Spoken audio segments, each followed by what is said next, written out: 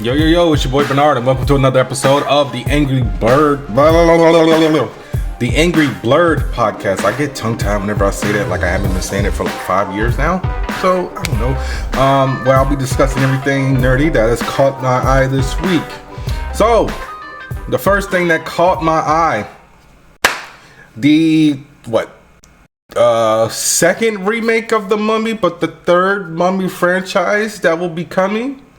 We got some casting news. So we got Veronica Falcone, May Kalamaui, and May Elgety have joined the cast of Lee Cronenberg's Mummy remake. That's supposed to be coming out next year on April 17th through New Line Cinema. And it will be the first one not distributed by Universal Pictures. So other cast members of this film are Jack Rayner, who was in Transformers Age of Extinction, Midsummer, what the hell is Sing Street? Never heard of it. Oh, he was also on the Peripheral on Prime, which got canceled. But who else is in this movie? Leah Costa, who I've never seen before, but she looks familiar. You know, when you see those people, like, you look familiar, but I don't know where from, because I don't think I've ever seen you in anything. Yeah, like, I'm looking at her filmography right now. She has done nothing that I've seen. She was in a movie in 2023 called The Enchanted. Oh, that's why everything she's done has been Spanish centric. So this looks like it will be her first English or American film, but she is on the Wheel of Time as Moghaiden.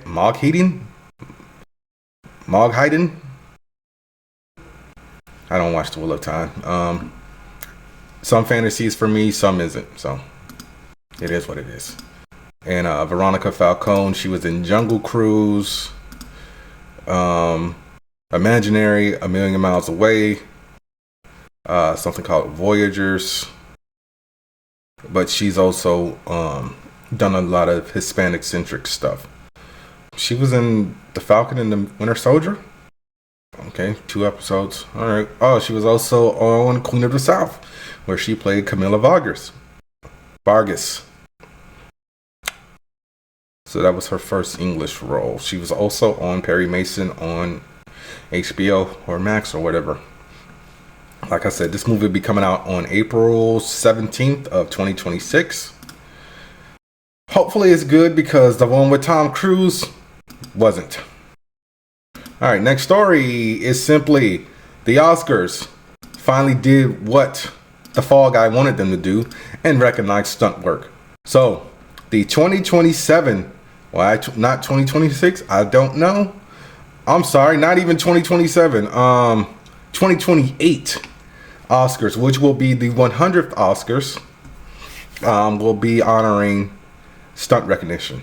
So they announced that the stunt category will begin in 2028, honoring films released in 2027. And even better, the nominees in category will be included as part of the show's broadcast. So according to Variety, the honor will be known as the Academy Award for Achievement in Stunt Design. And a statement to Variety, the Stuntmen's Association President Jeff Wolf expressed his happiness with the news. He said, "This is a historic moment for our community. For decades, stunt performers, coordinators, and action designers have played a crucial role in shaping the cinematic experience, often putting their bodies on the line to bring unforgettable moments to the screen. This recognition validates the passion, innovation, creativity, and hard work that go into every fall, fight, and fireball. It's not just a win for our industry, it's a win for storytelling." So yes, I completely agree with him. I was saying for years that stunt work should have been included in the Oscars. But the Fall Guy was like literally the final nail in the coffin of saying, why isn't this recognized at the highest achievement of film that you can get? But yeah, I mean, think about it. We've had stunt people turn into directors like Chad Stahelski, David Leitch,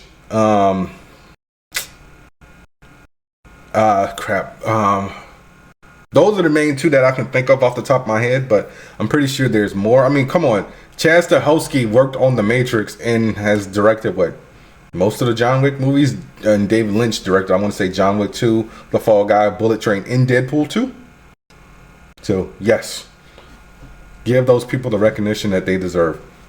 So, my next story is simply this. Ubisoft, you can go fuck yourself, okay? I'm sick and tired of Ubisoft always saying some out-of-pocket shit or just doing something that's just dumb. And it's just like, why would you say this? Like, we just...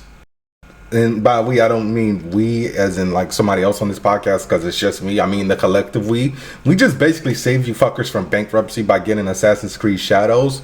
So, they were doing an interview with IGN, and they insisted that buying games does not give players unfettered ownership rights to it, and said that there's only a limited access to the game. Huh? So, this was brought on because of a court case by two players who sued Ubisoft for shutting down the original version of The Crew last year. So they said the reality is consumers were explicitly notified at the time of purchase that they were purchasing a license. So I'm not one to always read the terms and conditions, but I've slowly been getting better at that. I don't ever recall seeing a game that says, hey, you don't own the games that you buy. But I was like, that's just dumb. And I guess you can say that when it comes to like a live service game. I don't know if The Crew is a live service game. It might be. It's probably just another racing game like on some Forza or Need for Speed or whatever. But usually those games have campaign modes. That's why I don't usually like to play like online games unless they have a campaign mode, because once the servers go dark, that's it. Perfect example of that, Avengers. I can still play the story mode, but I can't get online and play with random people like I used to. Multiversus is only a live service game. That game is shut down. I'm glad it was free to play, but if you would have bought it, you would have been screwed. Didn't Apex Legends get shut down? Or what was the other one? I feel like it might have been Apex Legends. I'm looking this up real quick. 5 minutes later. So apparently it looks like Apex is still going, although the mobile version got shut down in 2023. There was a game that everyone lost their shit when it got shut down, and honestly, I don't know what it is now. But yeah, Apex is still going. So don't buy live service games, because hey, those servers can get shut down like that, and you can't do nothing about it. Like somebody was talking to somebody on Reddit about The Last of Us and how Naughty Dog and Sony just keep milking The Last of Us with they're re-releasing both games as The Last of Us Complete. They're like full remasters or remakes. Like The Last of Us Part 1 was a full ground up remake, and obviously The Last of Us Part 2 is a remaster since it just came out on the PS4 5 years ago. But someone was like, the game isn't complete unless the factions is available. I'm like, the servers got shut down, I want to say in like 2018, and someone said no. And I honestly did not find the time to do research to see if that's true, but here's my question. How many people are still fucking playing that game on PS3? That game has been released on the PS3, the PS4, and the PS5. The only other game that I can think of that has done that is Grand Theft Auto 5. So yeah. But hey, live service games, they're a bitch. What are you gonna do? Okay, what is my next story? It is simply this. In a world where, you do a sequel to a movie 30 years later or 40 years later, I don't remember when the original came out, and that movie makes a shit ton of money.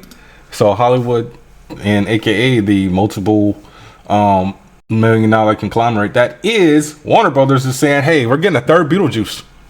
So yeah, so we're getting Beetlejuice, especially, since Minecraft blew up opening weekend. We will be getting a third Beetlejuice movie. They also talked about doing a remake to The Bodyguard. How do I feel about that? I honestly do not know. I think I've only seen The Bodyguard once in my life. Back when Flickster was the place to go for your digital movies before Vudu became a thing. They would give you a free movie like once a month, and I got The Bodyguard for free, and I still haven't watched it. I will eventually get around to that. But do we really need a third Beetlejuice movie? That is the question that I ask all of you, and I really don't think we do. I mean, I also was the one to say, you know, why are we getting a second movie? But that was fleshed out well enough. And that's just not me praising it, because it was written by the creators of Smallville, Into the Badlands, and Wednesday. Also the writers of Spider-Man 2, Al Gough and Miles Miller. But honestly, if the entire creative team comes back, sure, I'll watch it. I mean, I'm not going to say, I'm not watching this. This didn't have to be made. Blah, blah, blah, blah. So on and so forth. But yeah, I'll check it out. I mean, I ain't stupid. Why would I not watch it? Anyway, next story. Captain America Brave New World is getting ready to leave theaters, and we have their home release dates for the digital and the physical release. And I'm just like, why are we waiting so long to release physical now? So the digital will actually be released next week, well, this coming week on April 15th. And the physical release, I had it and it is gone. It's going to be like sometime in May, which is just dumb. It's like, remember when these things used to come out like 2 weeks apart? Like, whatever happened to that? It's like, why is everyone releasing their movies like a whole damn month later on physical? So I will tell you when the physical release will be. May 13th. Damn! Is the physical release of Captain America Brave New World. So like, perfect example of this. I don't know when this started, but I just realized like it was a thing when I bought Deadpool and Wolverine last year. Like, I had to wait like a month. Oh shit. To get my 4K Blu-ray. And now like Sonic 4 has been out on Paramount Plus for a whole month. And the physical release won't be out until the end of the month. Oh, correction. Deadpool and Wolverine didn't even take that long. It took 2 weeks. So it was released digitally on October 1st of 2024. The Blu-ray, 4K Blu-ray, and DVD were all released October 22nd. So I don't know what the hell's going on. Is it because Disney is no longer doing their own physical releases and I think they're doing it through Sony now or something like that? But this shit has got to stop, yo. It's getting ridiculous. It's like, why? Why are we, I mean, like, are they not like making a profit off the physical releases? But I really don't know, and it's just really fucking annoying, and it makes my head hurt sometimes. But it is what it is at this point. I'm trying to keep physical media alive. Me and a few people I know. Shout out to Loco from the Three Shades podcast, if that's still going to be a thing. But I don't know. All right, so here's my next story before I go to break, because I'm already starting to get cotton mouth. Death Stranding, a game that I've been very vocal on this podcast about not playing, is getting a live action adaptation from A24 and Hideo Kojima. So this will be directed by Michael Sarnowski, who directed A Quiet Place Day 1 and Pig, according to Deadline magazine. So I'm like, cool, whatever. But then I also saw that the producers will be Ari Aster and Lars Knudsen. Knudsen? Is the K silent? I don't know. I don't think I've ever... Oh, never mind. I was going to say, I don't think I've ever seen anything that Lars Knudsen has produced, but he produced Hereditary, a movie that I just watched a few months ago that just left me confused as fuck. And Ari Aster, he did Ex Machina, right? He also did Hereditary, did Midsummer, but was afraid. So he does a lot of stuff with A24 apparently. He specializes in dark comedy and horror. Oh, and that's the reason why they're working on this together, because they have a production company called Square Peg. Let's go to the feature film. So the Hereditary, Midsummer, Beau's Afraid, and something called Eddington. That's that weird movie I saw with like the cows falling over. But yeah, I don't know. Maybe watching a movie version of Death Stranding will, make me turn around and go play the game. Like, Until Dawn looks good, so I might, check that movie out and then go play it, because I do have it for free, quotation marks, on PlayStation Plus. So yeah, I'm gonna take a break. Y'all know the W ad is coming, so please buy some shit. I'll be right back. Going to get some water. This episode is brought to you by Dubby. Dubby gives you focus and energy without the crash and jitters. It has no sugar, fillers, or artificial dyes. Mix 1 packet or scoop into 8 or 12 ounces of water. Stir or shake well. Some powderiness is normal, and it has all the important vitamins. So this has vitamin C, B3, B6, and B12. And it's made from coffee fruit extract. So drink it and go conquer a task, and go to Debbie.gg and use my promo code AngryBlerd10 at checkout to save 10% on your order. That's Debbie.gg with promo code AngryBlerd10. All right, I'm back. So I am, you guys gotta forgive me, I'm looking at my iPad because I am getting ready to go over all the comic previews that caught my eye coming up for the month of June. So we're gonna start with Marvel. There's not really that much, but we got Imperial #1 of 4. I told you guys briefly about this. I didn't have the synopsis when it was announced. So this is written by Jonathan Hickman, who I have a love-hate relationship with as far as storytelling goes. He did kind of reboot the whole X-Men franchise and just like made me leave it for like 5 years. With art by Federico Vincitti and Iban Colo. It says, a sweeping Marvel cosmic event.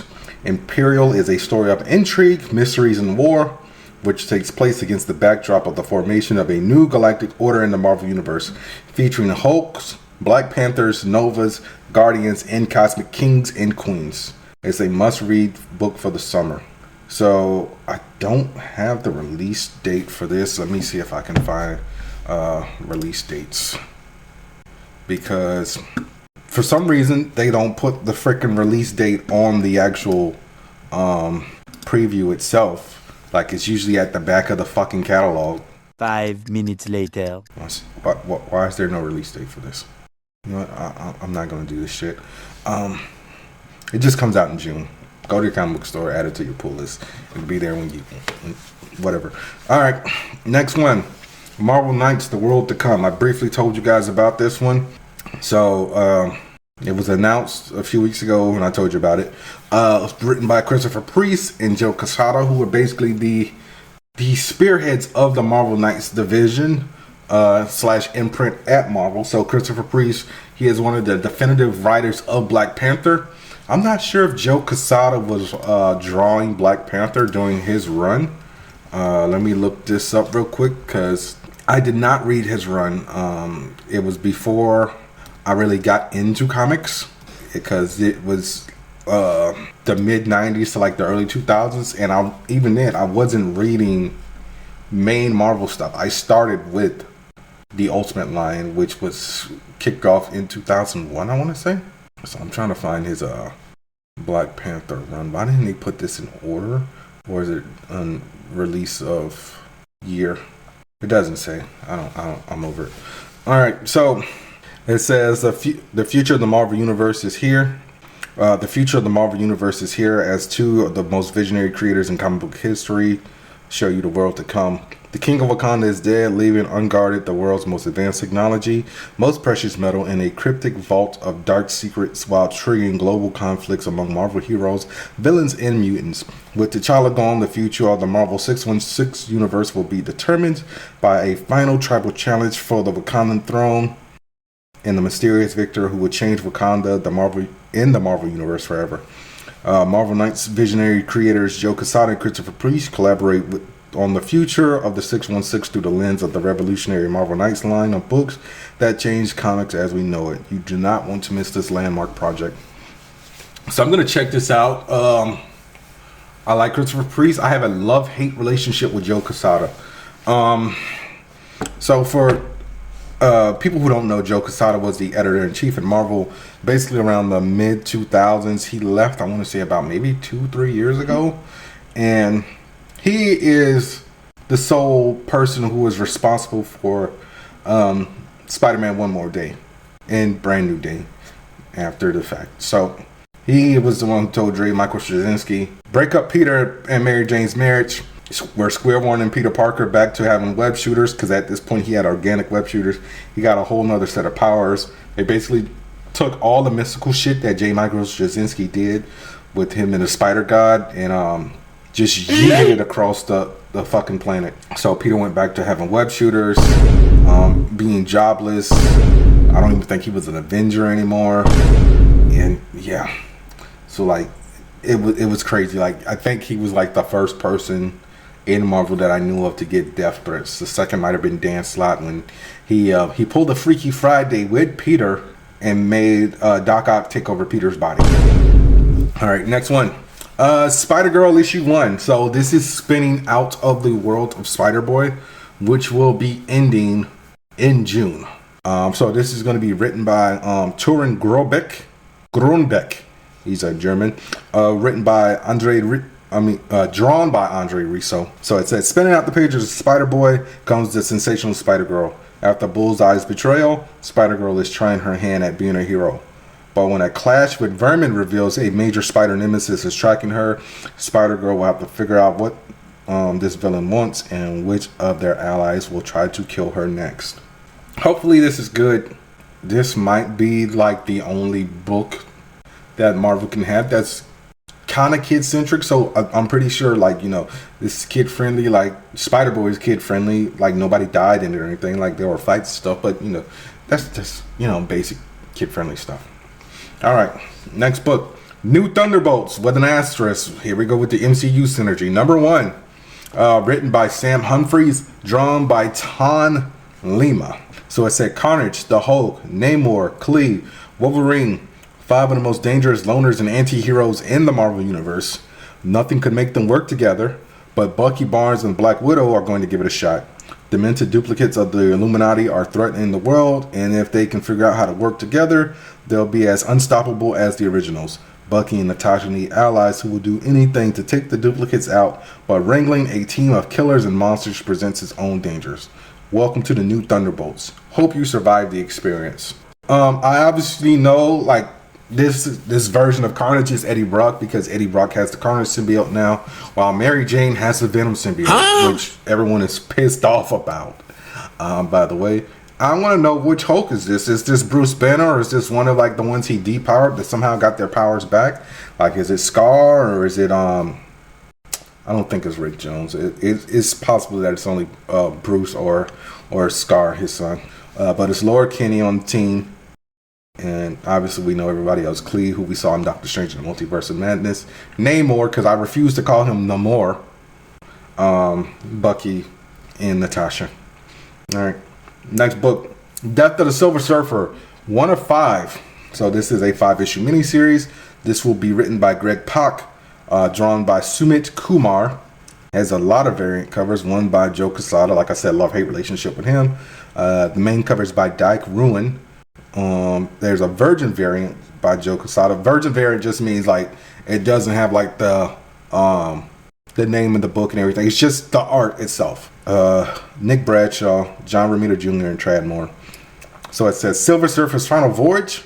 The Silver Surfer returns to defend a war-ravaged planet, but Norrin has a galaxy-sized target on his back. A new enemy will stop at nothing to steal everything away the Silver Surfer was or ever will be. A single human life may be all that decides the Surfer's salvation or damnation. If the Surfer falls, who then wields the awesome power cosmic, and what of the Surfer's old master Galactus devour worlds? Guest star in the Fantastic Four. Greg Pak pens the Sentinel of Spaceway's next tragic epic with superstar illustrator Sumit Kumar. Okay, so I want to know how many times, I get it, comics are very cyclical, but how many times in, you know, a decade are we going to tell a story of a character dying? So I bought a book a few years ago. It's called Silver Surfer Requiem. It's drawn by Asad Ribic, and I can't remember who the writer was. I feel like it might have been Hickman. I'm looking this up real quick. Silver Surfer Requiem. Oh, it was J. Michael Straczynski, who, like I said, he was writing Amazing Spider-Man. So yeah. Oh, okay. So this came out in 2007. So okay, I thought it was like the earlier, like the 2010s or something. So yeah, 2007 4-issue book where the Silver Surfer actually dies. But I guess you can kind of consider this out of canon because it is a Marvel Knights book. But the issue with the Marvel Knights stuff is like what's canon and what's not, because pretty much all of Daredevil in the mid 2000s was Marvel Knights, but it's considered canon. I don't know, but I'm gonna check this one out. Next book, Runaways, also a 5-issue miniseries. So this is falling under the One World Under Doom umbrella. So for those of you who don't read comics or are just far behind, like Samir, Dr. Doom is the Sorcerer Supreme. What the fuck? There was an event last summer called Blood Hunt that dealt with vampires and Blade being possessed by one of the oldest vampires. He picked Doctor Strange, who was in the middle of turning into a vampire. They put his body in stasis while his astral form was able to help in some way, shape, or form, but he couldn't technically really do any magic. So he said he made a deal with Doom to become the Sorcerer Supreme, and the deal was, all right, Doom, you have to give back the Eye of Agamotto once we fix the world. And he agreed. And they stopped that, but Doom's like, yeah, the world isn't fixed. There's a lot more shit out here that needs to be done. So, bye, bitch! And so that's what happened with that. So, this will be written by Rainbow Rowell, who wrote the previous volume of Thunderbolts, and drawn by Alana Casagrande, who drew the previous iteration of Thunderbolts. So it says, what happens when you break a family? Super writer Rainbow Rowell returns to the Runaways with visionary artist Alana Casagrande for a new chapter, but Marvel's best and scrappiest found family has seen better days. Nico Minoru has lost her girlfriend, her best friend, and her magic. With Carolina, Chase, and Alex... What the fuck? Why did I hate auto brightness? Why did this just dim? With Carolina, Chase, and Alex all out of the picture, Gert's doing her best to shake the remaining Runaways out of running on autopilot, but when Dr. Doom tries to reclaim one of their own, Doombot, it's time to start running. So I like the last run of Runaways. Sucks that it got canceled. I did buy all the trades because I can't buy every single book I can't buy every book I read in a single issue. So confession, I do sell the 7 C's. Next book is Giant Size Amazing Spider-Man issue 1. So this is kind of like an annual, but it's a lot more pages than an annual, so that's why it's called Giant Size. So this is written by Kevin Smith, Al Ewing, and Chip Zdarsky. 3 of my favorite writers who've written Spider-Man in some way, shape, or form, with art by Mark Buckingham, Cafu, and various others. So it says, summer starts with a bang with Giant Size Amazing Spider-Man number 1. Kevin Smith makes his triumphant return with a Spider-Man story that will have your heart beating in overdrive and your sides hurting from how much you'll be laughing. As if that wasn't enough, Al Ewing and Mark Buckingham spent a decade-spanning adventure with Spider-Man and some of his best friends. And if that weren't enough, Chip Zdarsky and Cafu introduce a brand new character who will play a big role in the future of Marvel Comics. Don't miss it. So that's $7.99 and 64 pages is worth it because that's basically two books. Most comics are 32 pages and they're $3.99, so sounds about right. All right, next one. Ultimate Spider-Man Incursion number 1 of 5. So when I first saw this cover, I was like, why the fuck are there 3 Spider-Man? I know there's Peter Parker, there's Miles Morales, but I got my answer in Ultimate Spider-Man about 2 months ago. So this will be written by Dennis Camp and Cody Ziegler, with art by Jonas Scharf, which I think I already told you guys about. Miles Morales caught in the middle of a universal collision. Two of today's most exciting writers, Dennis Camp and Cody Ziegler, joins forces for an adventure that will change Miles Morales and the Ultimate Universe forever. Drawn by rising superstar Jonas Scharf, the brilliantly moody artist who brought you Ultimate Universe 1 year in and Dark X-Men. Before the Maker remade Earth 6160, he left Miles Morales the key to reach his new universe. But when Miles' baby sister Billy uses it to travel to the Ultimate Universe, it's up to Spider-Man to save her. But the Ultimate Universe is never safe for any Spider-Man. When the Spot attacks, Miles will have to team up with an all-new Peter Parker, and that's just the start of his journey across 6160. So, I have to go back and reread Ultimate Invasion. I don't recall the Maker, aka 1610 Reed Richards, leaving Miles a key. but that was also like almost 2 years ago at this point. I wonder how it's going to be for a 17, 18-year-old Miles to have more fucking experience as Spider-Man than a 35-year-old Peter Parker. And the reason why there are 3 Spider-Man on this cover is the one in the black and white suit is Peter's son Richard, who is wearing the original suit that he got from Tony Stark, which is basically a Pico suit. So the Pico suit can replicate Peter's powers, because Peter still gets bit by the spider, but this suit can replicate the wall climbing, and it also gives him webbing. I don't know if it gives him the spider sense. We haven't gotten that far yet, but we'll find out when we find out. So now we are going to go to Boom Comics. I don't really have much from them. I only have VR Troopers issue 1, and this is written by Mary Gerd Scott and drawn by Sebastian Prinz. Says, "We are VR, spinning out of Power Rangers Prime, the first VR Troopers series in 30 years. The perfect jumping on point for Troopers fans, new and old. The VR Troopers are the most elite of the Altarian Empire's human heroes on Earth. But what secrets are the Altarians keeping?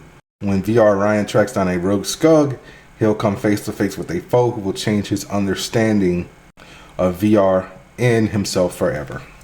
Issue 1, $3.99, unless you get a variant, which is they have a intermixed polybag cover for $4.99 and a Torn Clark foil cover for $7.99.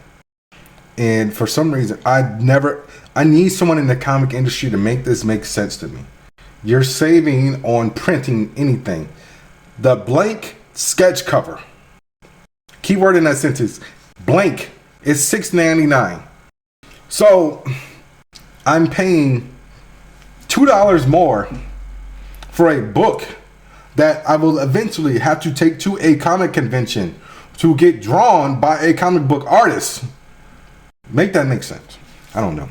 All right, so this is Oni Press, and this is out of the Nacelle universe. I don't know what the hell the Nacelle universe is, but let's talk about it. Biker Mice from Mars. Yes, Biker Mice from Mars is getting a comic. I mean, if VR Troopers can get one, but they were already introduced in Power Rangers Prime, fucking Biker Mice from Mars can get one. So this is written by Melissa Flores and Matt Hostin, and this is drawn by Daniel Gitti and EJ Sue. Rock and Ride. The all-new ongoing series starts here with a 40-page bombshell. And for some reason, Oni decided to tell us when this comes out. This will be in stores on June 25th. All right, hot on the heels, or in this case, wheels of last year's breakout limited series from the Nacelle Company and Oni Press, the most radical animation icons to ride across the Elysian Plains, aka the Biker Mice from Mars, are back and revving it up for the first ever ongoing series from genre-bending imagination of Melissa Flores, who writes Power Rangers Prime, and penciling and inking powerhouse Daniel Gitti. The Red Planet is in revolt, and a hard-charging rebels Throttle, Vinny, and Moto are joining up with Mars's freedom fighters to fight the invading army of Palucan invaders. I guess they're from Pluto. But when a new, entirely unexpected threat to Mars rears its ugly head, treating the existence of their families, friends, in the fourth planet itself, will the Biker Mice's war become a full-fledged apocalypse? Don't miss it. The adventures of everybody's favorite revolutionary roaded trio, coupled with the return of Robo Force and an all-new backup feature from writer Matt Hostin and artist EJ Sue, that will rock the foundations and set the stage for the future of the Nacelle-verse. I gotta look into this Nacelle-verse, and I don't even remember a Biker Mice mini coming out last year, so check that out. Udon Entertainment. So I think I told you guys last month about Mega Man Timelines. So now we are also getting Mega Man X Timelines, story by Daniel Arnsalt, art by Edwin Huang. The X generation of Mega Man adventures is here, and this wall-jumping, buster blasting one-shot, X and Zero track down a rogue Maverick Reploid. The ice cool chill penguin plus secrets revealed How will the future change once X learns what he's truly fighting for? No release date on this. 5 variant covers A, B, C, and E are $4.99. Cover D, which is probably a blank, is $6.99. Sucks that this is a one-shot. All right, I think I got DC, and then that will be it for previews. So let's get to it. All right, DC. Trinity, Daughter of Wonder Woman, goes on sale June 11th, 2025. Marvel, get it together. Written by Tom King, art and cover by Jenna Ortega. So they said backed by popular demand and now with her own miniseries. Trinity. It all begins when the daughter of Wonder Woman embarks on her most dangerous adventure yet to enter the timeline to find her father. As the young hero knows, messing with time has its consequences, but that doesn't mean she learned her lesson the first time. Things are about to get rough as and the Super Sons have gone to the dogs, prepare for a crisis of infinite corgis. Writer Tom King and artist Jenna Ortega return to Trinity after their celebrated run of backup stories in the pages of Wonder Woman. Trust us, you won't want to miss Lizzie's first full-size adventure. So I like the fact that this is a mini series and not just literally all those backup stories that are in Wonder Woman just put into a book, because I think they already did that with the Trinity special, and if they did that again, that would just be lazy. So I'm glad this is in fact a mini series and not just another one shot of Avengers, because I was freaking out when I saw the covers. So like I'm gonna post them here. Like there's one where Lizzie is holding 2 corgis that are just like Superman and Batman, and that's because in one of those backup stories she was fucking with time and they got turned into corgis. Alright, Crypto, the Last Dog of Krypton, written by Ryan North, who I like. Who is he making a jump to DC? Because last time I checked, he was at Marvel. Art by Mike Norton. That is a name I have not seen in comics for a while. Alright, so it says, there will come a day when Krypton stands beside Superman, helping him fight off monsters, aliens, and super villains. A day when this dog will save his adopted world thanks to the incredible powers granted to him by Earth's strange yellow sun. But he's not there yet. Today, Crypto is a normal puppy on Krypton, spending each happy, snoozy, endless day alongside his family, Jor-El, Lara, and baby Kal-El. But when a rocket test goes wrong, Crypto finds himself lost in space and soon crash landing all alone on a strange alien world called Earth. This goes on sale June 4th. Like I said, I like Mike Norton. I haven't seen his name in comics in years. I don't know what he's been drawing. I love his art. He actually did one of my favorite limited series back in the mid-2000s with a character that Marvel has limboed by the name of Gravity, who's a kid from Nebraska who literally controls gravity. All right, next one. Batman and Robin, Jason Todd, #1.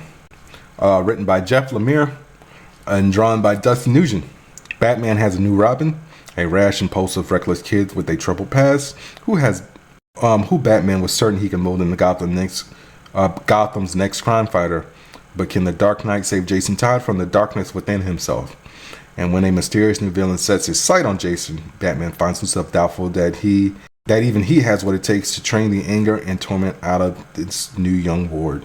Lemire and Nugent did a previous Batman and Robin series, and I like the fact that they're doing this. So this one, like it says, it's Jason Todd. So like the first one they did was Dick Grayson, and I wonder if Dick Grayson is gonna show up in this book because he's on one of the variant covers that's actually drawn by Jeff Lemire. And I wonder if they're gonna keep doing this with all the Robins. So then we'll have Tim Drake, Stephanie Brown, and Damian Wayne. So this goes on sale on June 11th, $4.99, 40 pages. So there's that. So I'm actually out of single issues, and I'm going to talk about a few hardcovers and trades that, people might want to get if they want to like start something, especially like the Absolute Universe that I've been talking about and I've been reading, and I love it all. I just haven't started Absolute Martian Manhunter yet, because the design of Martian Manhunter is just it's not weirding me out, but it's just like Martian Manhunter has a very distinct look, and this is far from what it is. Alright, but the Death of Superman Absolute Edition. So this one will definitely hurt your pockets. But it's worth it because it's written by Dan Jurgens, Roger Stern, Louise Simonson, and Jerry Ordway, with art by Dan Jurgens, John Bogdanov, Tom Grummett, Butch Geist, and several others.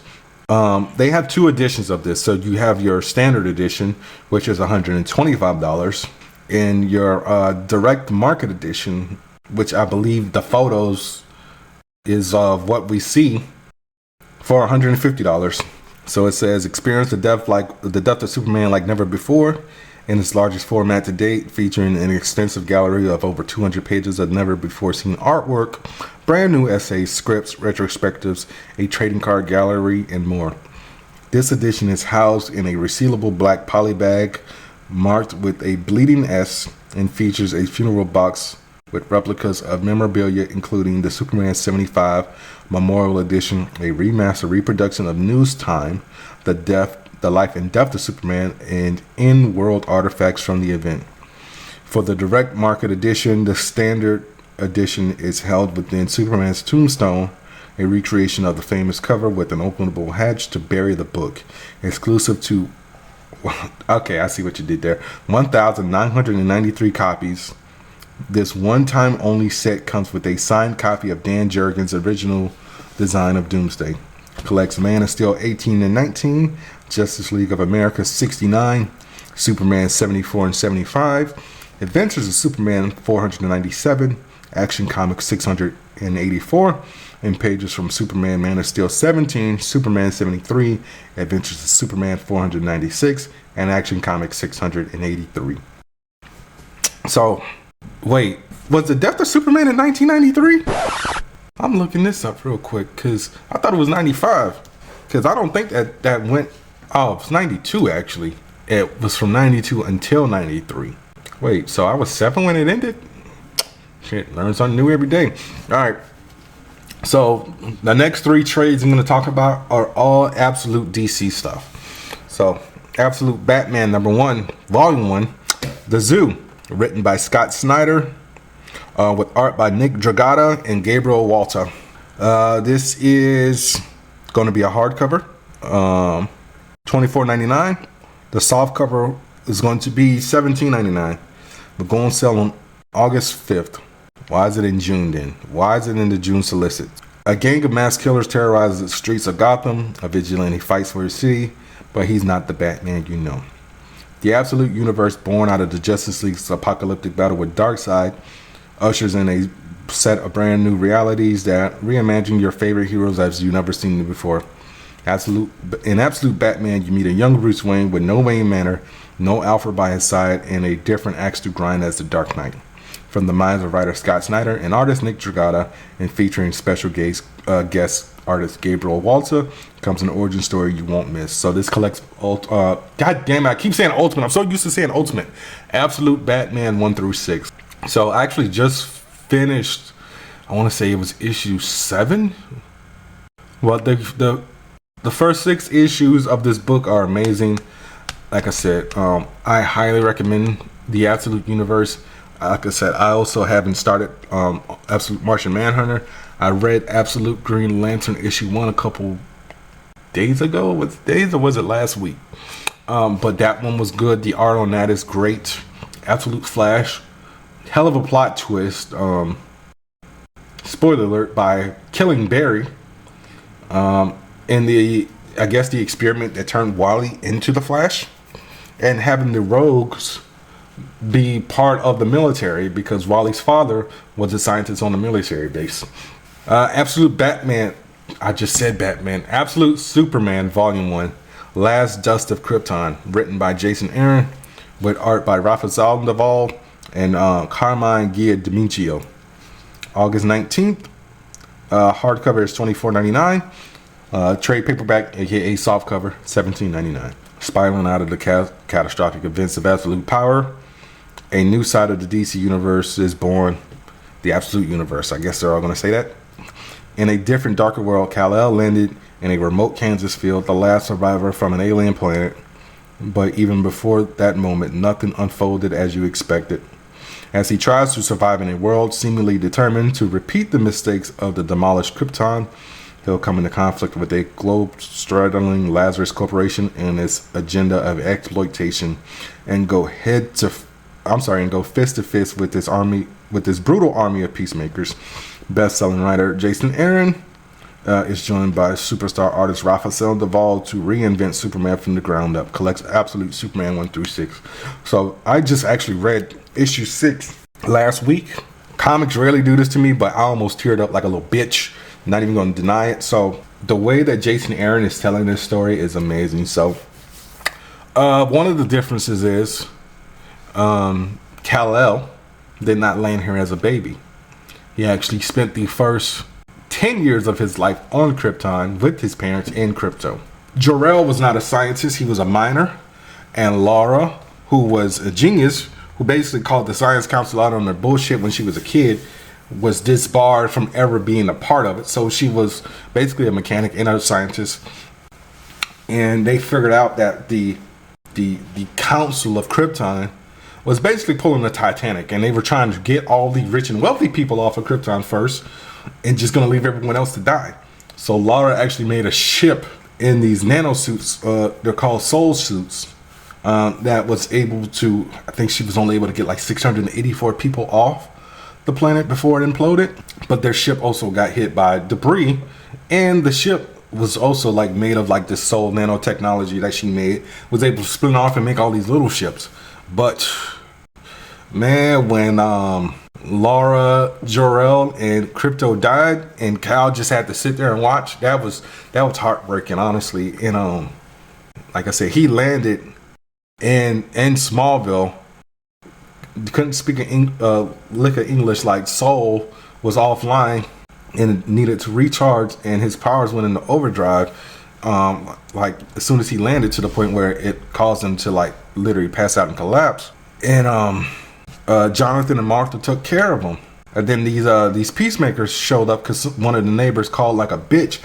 And Jonathan and Martha refused to sell their farm to Lazarus, so they were using like drones to manipulate the weather around their property to dry out their crops. But Kal destroyed the drones and basically saved the farm for the limited amount of time that he was able to, because like I said, Lazarus sent the peacemakers and he had to flee to keep them alive. So yeah, fuck Lazarus. Let me go ahead and talk about Absolute Wonder Woman before I have to start the recording again, because this thing only lets me record in hour increments and I'm at 52 minutes. Absolute Wonder Woman, Volume 1, The Last Amazon, written by Kelly Thompson, with art by Hayden Sheridan and Mattia de Ulis. Same prices as Batman and Superman Absolute. Hardcover $24.99, softcover $17.99. In a different, darker world, Diana Thera Mascara was exiled to the underworld as a baby and raised by an enemy. They did not destroy her. Instead, they made her all the more stronger. Tragedy, danger, and magic honed her into an even greater weapon.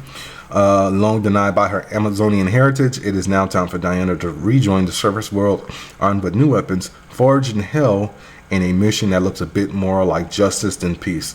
Diana won't be stopped on her quest to save the world and discover her place in it, even if that means carving it herself. Eisner Award winner Kelly Thompson is joined by breakout artist Hayden Sherman to reinvent Wonder Woman from the ground up. Collects Absolute Wonder Woman 1 through 7. I think I said Hayden Sheridan, but it's Hayden Sherman. I'm thinking of Tyler Sheridan. You know, the guy who's responsible for Yellowstone and all that stuff. So yeah, the Absolute Wonder Woman book is good. Apparently Steve Trevor somehow ended up in hell, and Diana was able to get him back to Earth by sacrificing her right arm. So I was like, ouch. So yeah, I'm gonna stop this and I will be back in a minute to go over the rest of my stuff, because I got like 1, 2, 3, 4, 5 more stories before I do the review of Daredevil Born Again. So I will be right back. Alright, I'm back. So the next story, it's not necessarily shade or sass, it's just someone speaking out and finally, you know, telling the truth. Jenna Ortega was doing an interview with The Cut, and she was basically talking about everything that happened with Scream 7, and she said, you know, why she left the franchise, and she said it had nothing to do with pay or scheduling. She said basically at that point Melissa got fired, and Tyler Gillette and Matt Valenti Opland had already exited the film, and she said the Melissa stuff was happening and it was all kind of falling apart. If Scream 7 it wasn't going to be with that team of directors, all those people I fell in love with, then it didn't seem like the right move for me and my career at the time. So I get it. You want to work with people that you've built relationships with, especially if you're in a franchise. It's like, the person playing your sister gets fired, and then the two directors who you've gotten to know for like these past like 3-4 years are suddenly leaving, and everything's like being shaken up. It's just like at this point you just gotta bow out gracefully. So I really want to know like where that talk of the scheduling conflict for Wednesday and everything happened to just come from, because I don't even think we have the original Scream 7 release date. Let me see if I can see this on Wikipedia, because if anything that would be where it would be, because the movie isn't coming out until February of next year now. Production. Alright, we know Christopher Landon left because she was getting all the death threats. Does not say what the original release date was, but hey, it is what it is at this point. Jenna Ortega does have the movie with The Weeknd coming out called Hurry Up Tomorrow, which was named after his most recent album, or is the album named after the movie? I don't know at this point. Stars her, The Weeknd, and Barry Keoghan, and she also was in Death of a Unicorn, which I don't think anybody saw, honestly. My issue with that movie was I saw no promotion for it. So that's the problem. But yeah, not Death of a Unicorn. Hurry Up Tomorrow comes out May 16th. I was looking at the budget by an accident. But yeah, this came out. Death of a Unicorn is a bomb, so get ready for this to hit streaming in like the next week or so. At least we finally got the story as why Jenna didn't come back. She's like, yo, no, if my people ain't coming back, I ain't coming back. Anyway, let's get into the next story. As I told you guys before, the tariffs have kicked in and shit has been just going sideways as far as like, the Nintendo Switch 2, and it was gonna fuck up like iPhones and MacBooks and PCs and PC components, but apparently now phones and computer parts and computers themselves will be exempt from the tariffs. But China still said, hey, Donald Trump, fuck you. So China will show fewer U.S. films in response to the tariffs. The China Film Association gave a statement that said they will moderately reduce the number of U.S. films it brings into China, describing Trump's sudden decision this week to further increase tariffs on Chinese imports to 125% as impositions that will inevitably further reduce the domestic audience's favorability towards American films. While the decision is far from the complete ban that had been rumored earlier this week, it still marks a significant response to the grudging trade war between U.S. and China, alongside the 84% on American goods that was announced a few days ago. This doesn't affect us, but it does affect, film studios. It's like, yo, Avatar is going to need that China money, because I think that was what pretty much got the first Avatar film over the hill. I'm actually going to Box Office Mojo real quick to see if I can see what the international box office was. So yeah, domestic. This movie made $785 million. This includes, I guess, all the re-releases and everything.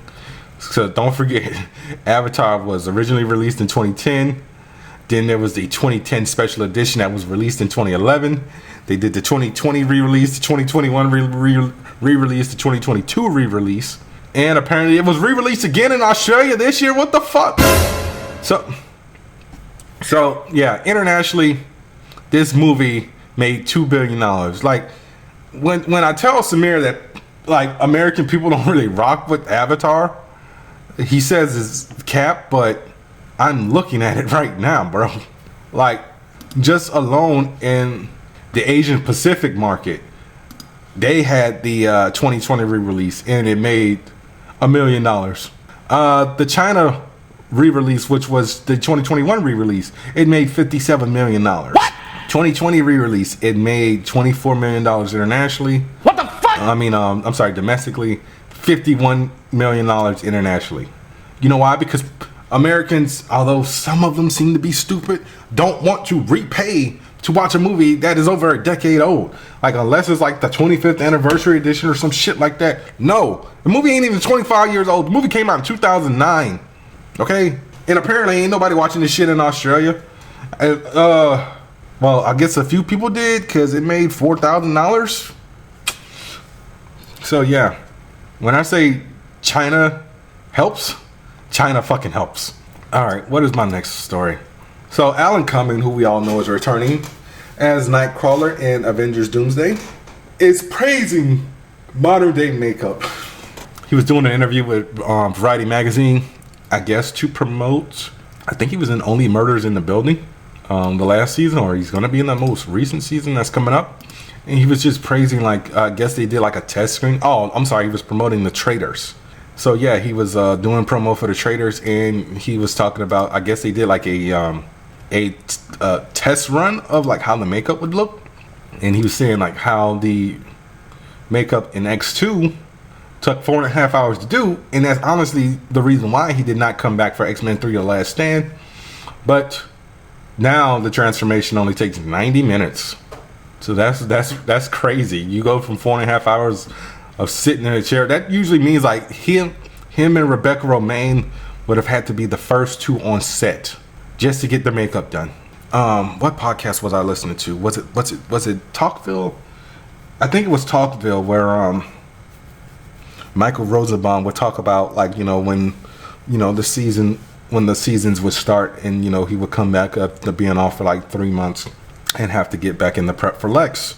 Like, he would have to get his head shaved, and, you know, they have to do makeup so it matches his tone of his face and his arms, because, you know, Lex is bald, so, you know, his head can't be, you know, white due to lack of, you know, sun hitting it. But yeah, that's amazing that, you know, he no longer has to sit in the chair for 4.5 hours.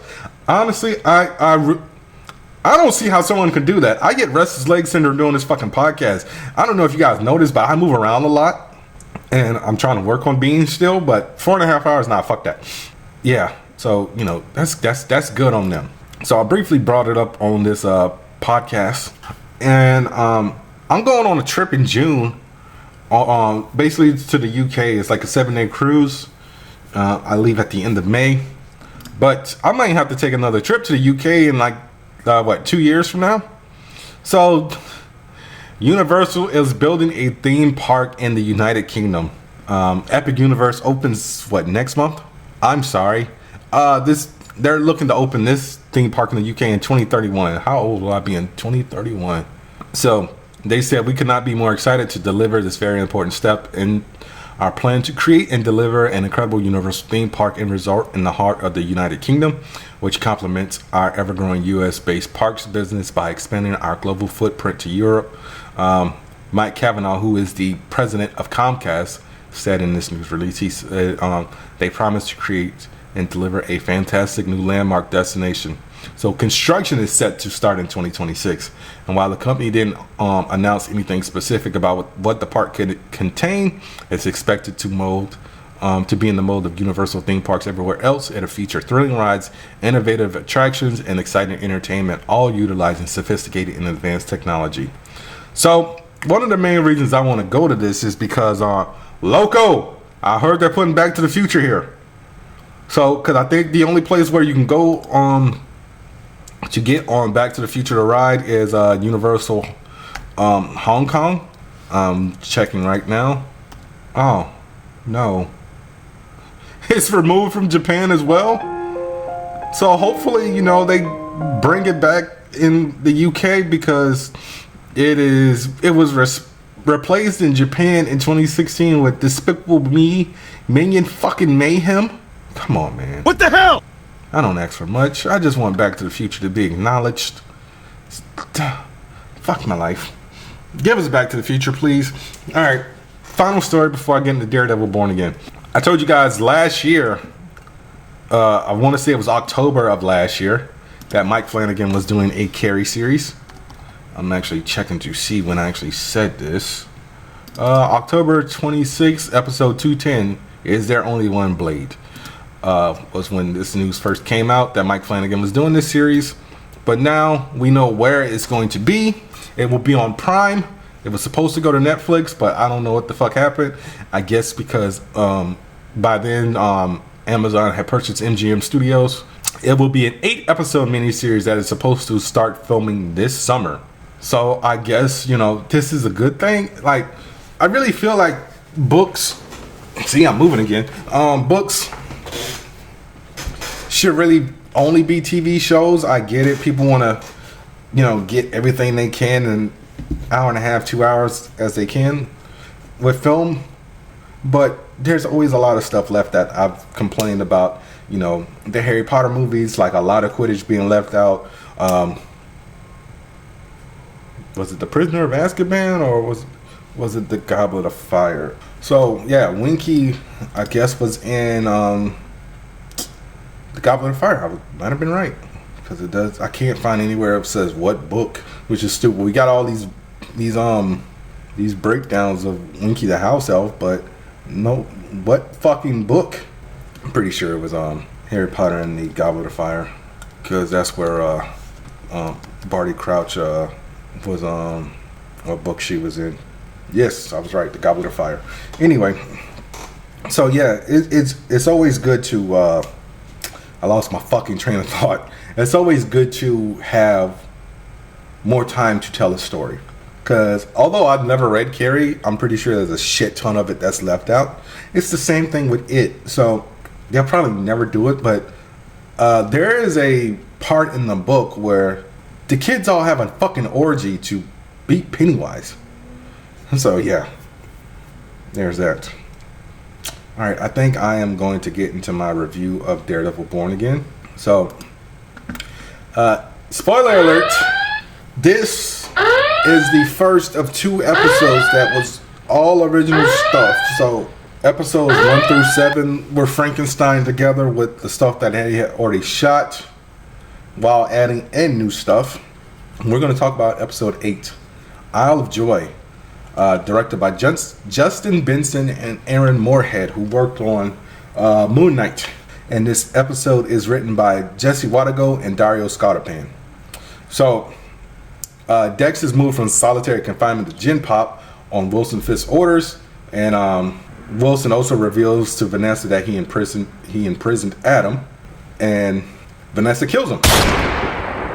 Matt and Helen are having an argument on the status of vigilantes when Buck Cashman shows up and gives Helen an invite to Fisk's White Gala event later on that night. Matt's like, you can't go. This is what Fisk does. He gets you in his circle, and then he entraps you in some way, shape, or form. And she's like, well, why don't you come with me? And he was like, I wasn't invited, motherfucker.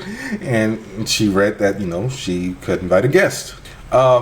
Wilson also promotes Donald Blake to the deputy mayor of communications. Matt also put 2 and 2 together and realizes that Wilson is Helen's patient. And Matt is starting to crash out in this episode. So, great, I lost my train of thought. So Matt started to crash out. So, Matt went to the office, showing up late. Kirsten was telling him they got a new client. And he straight up lies to Matt's face. Kirsten doesn't know that he's lying, but Matt using super senses. Heard the guy's heartbeat lying about stealing funds from teachers. So he goes to Josie's, which has still been closed since Foggy's death. Cherry meets up with them, and Josie says, you might as well drink the drink that Foggy had, which is, I can't remember the name of it, McElvey's, I want to say. I don't know. It's an Irish whiskey that they touched on in episode 4, I want to say, where no, it's like episode 3 actually, where when Matt won Hector's trial, and he told Helen that him and Foggy would only drink it whenever they won a case. So Matt realizes that that Foggy was celebrating early, and assumes that Wilson did indeed put a hit out on Foggy. He puts 2 and 2 together, figures out it was actually Vanessa. After meeting with Dex in prison, Matt slams his head up against the table because he's like, yo, defend me, I'll tell you everything. And Dex literally says, thank you, counselor. And Matt loses it. And Dex has to go get patched up before going back to Gen Pop. He knocks a tooth loose, kills a guard, and manages to escape. And at the gala, Helen's waiting for Matt to show up. And Powell is using his AVTF status to basically be a dick. And he catches a reporter taking photos at the event where there's supposed to be no cameras, no press, and puts his hand in a deep fryer. And Commissioner Gallo can't do anything but sit there and look because he has no control over the AVTF. BB talks to Gallo about everything that the AVTF is doing, and Gallo's like, when did you become Fist's puppet? Because Blake had her kill that Daredevil, was the one that saved Helen and gave the AVTF the praise. And they're conspiring together because, you know, Gallo's like, you do know Fist was the number one subject in your uncle's murder, right? She's like, yeah, I'm not playing dumb, I'm just running the long game. So yeah, I need to get in close to find out what I can. So there actually seems like they're going to work together, and because he told her that he has no control over it, that's all Fist. And yeah, they're gonna work on some stuff together. Matt shows up super late after Wilson confronts Jack Duquesne about being swordsman. It's like, yo, you're gonna donate to this Red Hook restoration project, or you know, my guys are gonna pay you a little visit. So he folds. Like I said, Matt put 2 and 2 together, figures out that Vanessa put the hit out on Foggy. Dex shows up to kill Wilson, and Matt takes a bullet for him. So yeah, that's how that episode ends. And I was like, ooh, my goodness, Matt was crashing out bad in this episode. Like, we've seen Matt crash out a little bit by bit this season, like when he slammed Officer Powell on his head and should have broke his neck. And when he broke the guy's leg in episode 5 after the bank robbery. But this was a very good episode, and we got one left. I don't know how, there's really no way to like put Bullseye down per se, and I really feel like Matt helped him escape, because Matt just like snapped. He was like, thank you, and he's like, fuck you. I honestly feel like Matt might have been complicit in knowing that he was going to escape, but not knowing what he was going to do. So anyway, guys, that was another episode of the Angry Blerd. Why am I getting tongue-tied? The Angry Blerd podcast. Be sure to rate, review, subscribe. Tell a friend to tell a friend. Go to w.gg. Use the promo code AngryBlerd10 at checkout. Next week, I will be reviewing the season finale of Daredevil Born Again, as well as episode 1 of season 2 of Doctor Who, and episode 1 of season 2 of The Last of Us. So I'll see y'all next week. Peace.